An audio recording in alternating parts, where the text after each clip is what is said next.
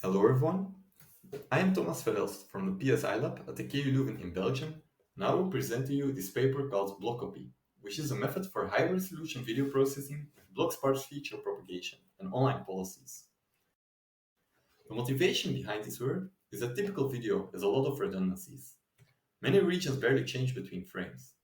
However, typical frame-by-frame processing with convolutional neural networks does not exploit these temporal redundancies, which leads to suboptimal efficiency.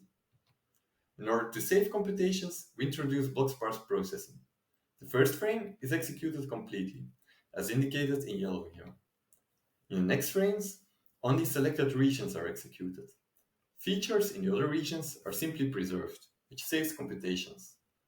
The selection is made by a small policy network, and we use custom CUDA operations to enable efficient execution of these sparse operations. Standard dense execution, in contrast, applies the same computation on every pixel in every frame. The contributions of this work are as follows. First, we propose a method to adapt existing image-based CNNs for video processing using block-sparse convolutions. Secondly, we train a policy network with reinforcement learning, and this does not require any annotated video data. We demonstrate the method on 3 different detection tasks and segmentation tasks.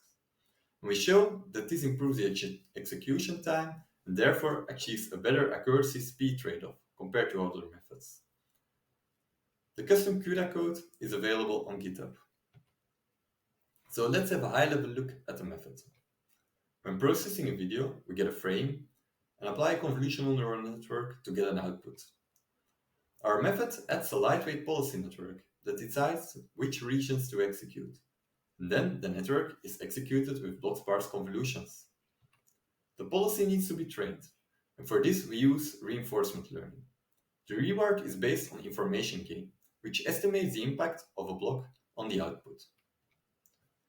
This reward is then used in combination with reinforce to get a gradient for the policy.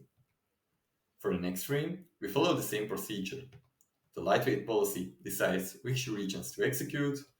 Block-sparse convolutions update features in the selected regions, whereas non-executed regions are just transferred from the previous frame. Again, we determine a reward and update the policy weights. The policy network makes a discrete decision, execute a block or not, and therefore we use reinforcement learning to train this. The reward per block is based on information gain, which compares the current output with the previous output and determines the magnitude of the change. The exact definition depends on the task, which can be found in the paper. The mathematical formulation can also be found in the paper. We demonstrate the effectiveness of our method on 3 different tasks. The first task is pedestrian detection, where we use a city persons dataset with high-resolution videos and integrate our method in 2 state-of-the-art architectures. Here is a qualitative evaluation that shows the network output, the executed regions, the frame state, giving the last executed input per block, and the information gain used for the reward.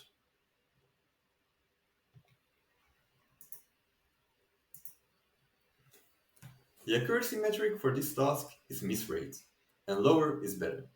For computational cost, we use a theoretical metric, the number of operations, and also a practical one, the milliseconds per image. The baseline processes all frames at high resolution.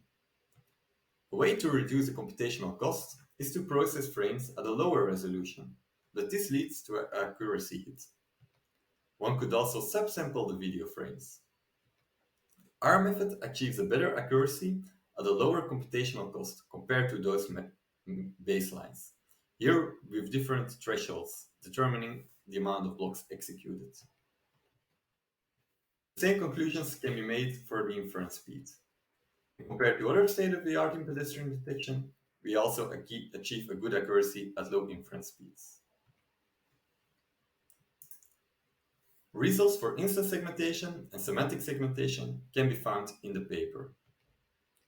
So to conclude, we introduced a method for efficient video processing for networks trained on images.